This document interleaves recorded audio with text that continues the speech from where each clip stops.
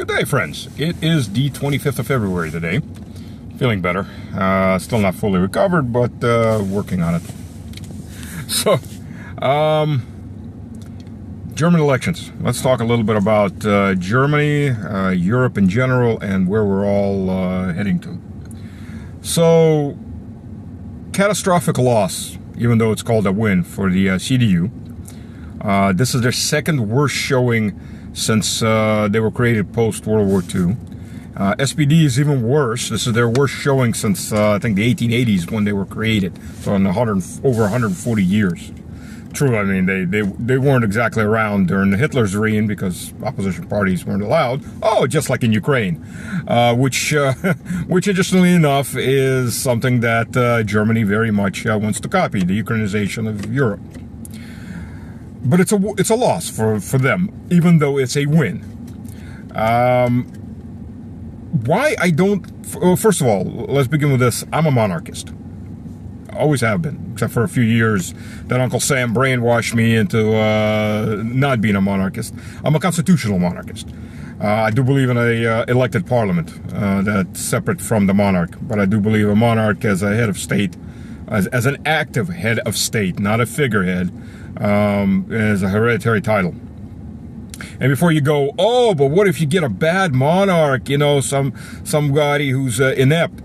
Okay, compare how many actual bad monarchs the average monarchy has had compared to how many bad presidents. Because you either get a political creature that has spent all his life sitting in parliament or some other place like, oh, I don't know, Biden. That is the deep state. That has nothing to do with the people. Or you get some inept representative of some special interest. Oh, like Mirs, who's BlackRock. BlackRock forever, baby. Just like Macron is Rothschilds. So, realistically speaking, ladies and gentlemen, you get a hell of a lot more chances of being screwed up in a electoral system for the head of state than you do in a monarchy. Especially if it's a Christian, at least somewhat religious monarchy. The church tends to be a very good break on any crazier ideas of a monarch. It was even for Peter the Great, but we're going into history here. So, by the way, while we're at it, since I already started, sorry. Peter the Great, when he built Peterhof, the palace outside of Petersburg, the whole area was covered in statues of Greek mythology. And he invited a monastic, I do not remember the guy's name, he was a leading monastic. He invited him to the palace. The monk was on a boat, and they were coming up to the palace, going down the bay. He saw all of the statues, he turned around and he left. He refused to come in there. It was pagan. What did the Emperor of Russia do? He took down the statues. The church does have a break, a moral break on any kind of monarchy. It doesn't on politicians. It doesn't on elected politicians. Money is the only thing that drives elected politicians for the most part. Unfortunate to say. But, okay, so I got off on that. But if I don't have a choice of an elected, I don't have a choice of a constitutional monarchy, my second choice is a presidential republic. Not a parliamentary republic. Because Germany is your prime example of all the things that are bad in a parliamentary republic. So, you had a government, the Traffic Light Coalition, extremely unpopular, and you're going to get most of that government back this time around. Because you got the CDU, which less than 30%. The SPU is gonna be in there. So the socialists, the social Christian Democrats they're gonna be in there too. But that's still not enough. Well, who do you have left? You have AFD, who is verboten to touch, even though they're 20% of the population. You have Das Link, which they're not going to go for. Who do you have left? Oh, the Greens.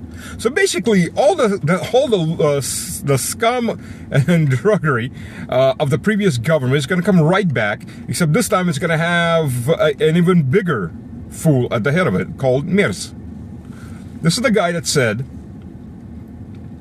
That he was going to threaten Russia, that they will either surrender to Germany, or Germany will start a war with Russia. Well, we didn't say start a war. He said he'll give the Taurus missiles with German soldiers, of course, to fire it, which is starting a war, which is everything but declaring war in a formal sense, because, if he said that, somewhere some burger might go, oh wait, that will probably mean my grandchildren will burn in hell fire from nuclear bombs, or Berlin will get blasted out of existence. Oh, that will probably be bad. I remember my childhood. Nope, not good. Let's vote someone else. So he didn't quite say that.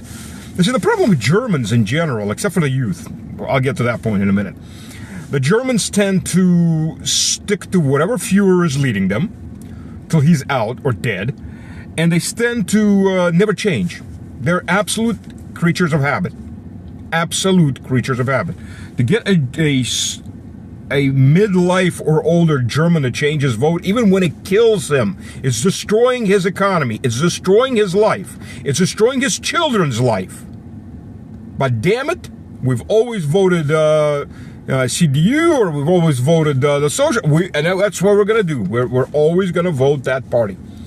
Germans don't change, even up to a lot of our prey animals that we farm. When they go to the slaughterhouse, they know they're going to a slaughterhouse. On some level, they know, but it's that herd effect. The herd goes, they go. They don't peel away from the herd. This is the same thing. So in a parliamentary system, all the losers can always come back. You just reshuffle the cards a little bit. Percentages are shuffled this way, percentages are shuffled that way a bit, and they'll always come back. Now, having said that, a couple interesting things that came out of German politics. AfD got 20%, almost 21% of the vote. This is considering the entire German media, which is about as free as I don't know, as the average Roman slave. The German media is an absolute organ of the government. There is no freedom of speech in Germany. There's no freedom of speech in most of Europe. Well, let's begin with that. And Musk is absolutely right. Russia, it's been said for years now. But Russians are evil, so we don't have to listen to them. Musk makes it a little bit harder to ignore. But Musk is absolutely right. Vance was also. Since... they said it, and we've been saying it for a long time. There's absolutely no freedom in Germany and in Europe. It is a slave empire of bureaucrats and slave peoples. It is the prison camp, the concentration camp of nations, the EUSSR. So, and I've been saying this for quite a while, and it's just the bolts are tightening to the point where the bones are starting to break, and people are starting to notice that actually hurts. But it's too late, because by the time you start noticing it hurts, the only way to get the pain to stop is revolution. And the European public, for the most part, is too passive, too senile to do any kind of revolution. It'll boil in its own juices, and it'll condemn its children and grandchildren rather than actually lift its arse off the couch and do something about it. That's Europe. That's the vast, vast majority of Europe. There are a few nations that are exceptions. But the vast majority, that's how they are. So thinking there's going to be some massive revolution, no, there won't. So you got Merz. And then Pistorius is going to be head of his sidekick. Yeah, Schulz is out. Pistorius is going to be the other ultra hawk. But there's actually, while we're at it, two Germanys. Germany is an artificial construct. Let's just begin with that. It's an artificial construct that was combined under the heel of the Prussian boot. because there was the Confederacy of German States, there was independent Bavaria, there was Prussia, and so on. And it was only in 1883 that they were unified, then got disunified in 1945, and reunified in 1991. So Germany as a nation has 100 years. And what we saw is basically the same thing as the other artificial state called Ukraine. East Germany, except for that artificial bubble of insanity called Berlin, voted AfD. They voted AfD. AfD won the majority.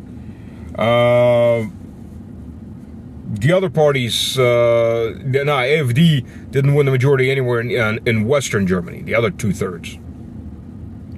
But that tells you right off the bat, you've got two different nations with two very radically different views. And then what's also interesting, and East Germany has been treated as the illegitimate stepchild at the table of we're all one big family. They've got minimal investments over the last 30 years. People that went through their university systems who were in their early 20s and their late teens, early 20s, mid 20s back in 1990, their careers were ended.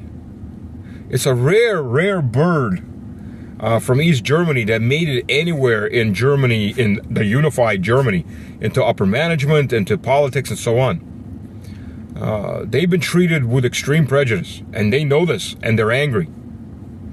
This mass migration of the peoples from the Mideast, North Africa, they're not happy with it, and they are the only ones really giving a pushback.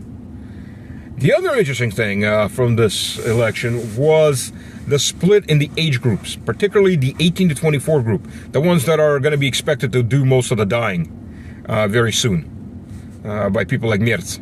Mr. BlackRock, who never served, never is going to serve, none of his kids will serve. He represents interest a lot more important than the average German life. He represents the big money. The German youth split. 21% voted AfD, and I'm thinking those are mostly East German. 27% voted Link. Das Link. Das Link is really the old Communist Party from East Germany, but it really sold well this time around. Everyone expected to sooner or later just die off, but they won't die off. And they grew. They actually, they're in Parliament, and they had a big rebound, and they sold themselves pretty well to the youth in West Germany. But either way, the youth in Germany, who are expected to do most of the dying, every second one said, no, that doesn't sound good to me. But luckily, his parents and grandparents are set in their ways and are going to go to a slaughterhouse with a big smile on their face because they're part of the herd. And they'll push their kiddies along for the big sacrifice. And then you've got, look what you've got for economics for Germany.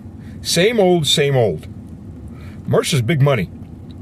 Big finance. Not just big money. Big money, if it's industrial, is good. Because big money in industry invests into industry.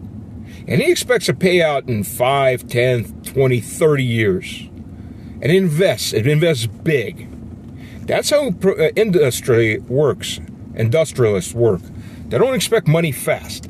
Finance people, they expect money fast. And what's the fastest way to get money? Why, everybody knows. Sell. First you fire everyone. You save money on payroll. And then you just sell everything off. And you get money fast. That's how finance works. That's how big finance works. Little banks work off of percent that they earn, off of credit they give to local businesses and so on. Big finance doesn't work that way. Big finance works at grabbing weak companies or sabotaging strong companies to make them weak enough for takeovers and then gutting them. You've seen it in the US, you've seen it in Europe. We saw it in the 90s in Russia. That's how big finance works. Global finance is good at murdering everything it touches.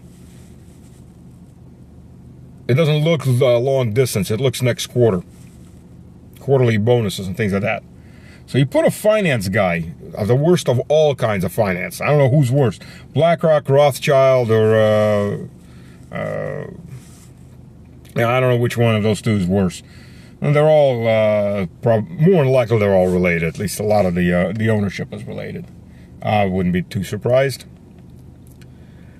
But so, and then you're going to have the Greens back in this weak coalition.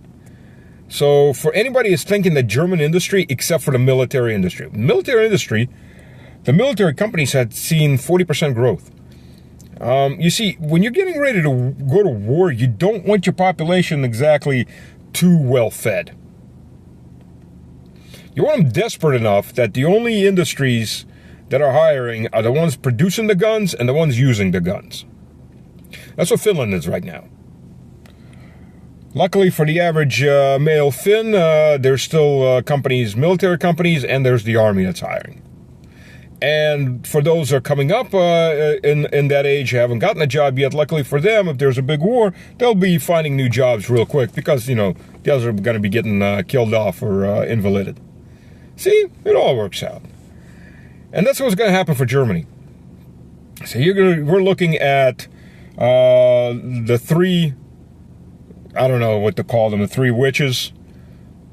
Well, Macron's sexuality is under a big question, so maybe he is a witch. You got the Three Stooges. Yeah, that's a Three Stooges. That's a good one. You got Starmer, Macron, and now you're going to have Mears. You got the three idiot full circle, come full circle, or triangle. Or if it's Baerbock 360 math, it'll be triangle on its left side. Or maybe it's right side. Or maybe we'll flip the triangle a few more times. That way. Is it still a triangle? Yeah. So this is the idiotization of politics.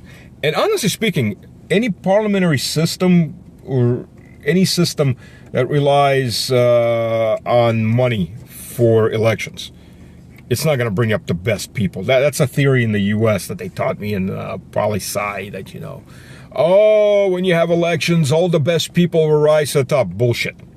All the best people usually sink to the bottom because they don't. It becomes either a popularity contest, or it becomes a how much money can I spend contest. And the how much money can I spend contest comes around because I've got good backers. They give me lots of money.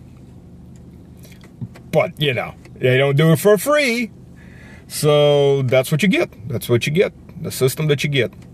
And that's the system what we have right now.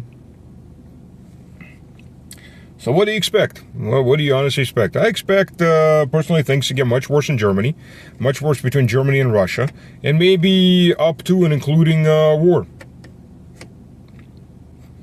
Because you've got the Three Stooges, they're not going to back up. Then you got the next row of little stooges, like Meloni in Italy, the EU government in general, the Irish stooges, the Spanish stooges. Oh, you got a lot of stooges. There was a whole descent of the stooge airborne down into Kiev yesterday. They all came in there to prop up their meat puppet. Zelensky, who's got to be worrying that his term in life has got to be coming to an end soon. And probably the way he's pissing Trump off, it won't even be a glorious death. It'll just be a controlled shot or a car wreck. Yeah, I mean, anybody around Zelensky right now has got to be really wondering, does it pay to stay with the clown? Or maybe I should start bailing about right now. Because the clown doesn't look like he's going to pay off. And being too close to the clown is probably not going to be good for your health. Now, I'm not saying that the war is going to end. It's far from ending. As the old saying goes, it's all done but the dying. Still a lot of dying to be done. A lot of dying to be done. Unfortunately, our guys too. But the animals in charge aren't going to walk away that easily. And the animals that'll be in charge after Zelensky and his crew are gone aren't going to be that much better. Zaluzhny is a Nazi, just like Zelensky. And Zaluzhny is not going to go walk away. once he gets power. And he will do what his masters tell him. So things are still going to roll on. They have their wars like this at this point. They have their own steam. So until that steam runs out, they'll keep rolling. Various people's interest in keeping the war rolling, and so on. And honestly speaking, in my view, as a military person, as someone who has, I won't call myself a historian, but someone who has read many books on historical texts, reviews of different battles, wars, and so on. I've got a small personal library. Just the historical portion is probably about 100 plus, maybe more books. I don't know. I never really counted them. Lots of military magazines, military history magazines, which some of them used to have really interesting articles. Well, as someone who's studied tendencies in humanity, for us, it's best to keep this war rolling until the Ukrainian army is so crushed. Mountains, and this is it's going to be crushed fully to the level of the Wehrmacht in 1945, where the last big army of the Wehrmacht was burning south of Berlin as Berlin was being taken. Until that point is reached, any premature truce, any premature peace is going to leave a legend that we could have won. And that's just going to be, it's going to be the fertilizer for the next round. That round may be a few years or maybe a couple decades, but it will come. The enemy has to be so crushed, at least for 2-3 generations, there is absolutely no doubt that they were crushed, done with, and had no chance. But we'll see. We'll see. All right, ladies and gentlemen, I'm not going to bore you anymore for today. I'm going to be on Durin today. That's right. So look for me. Look for the video. Come support. Give the click subscribe. Send it to your friends. This video too.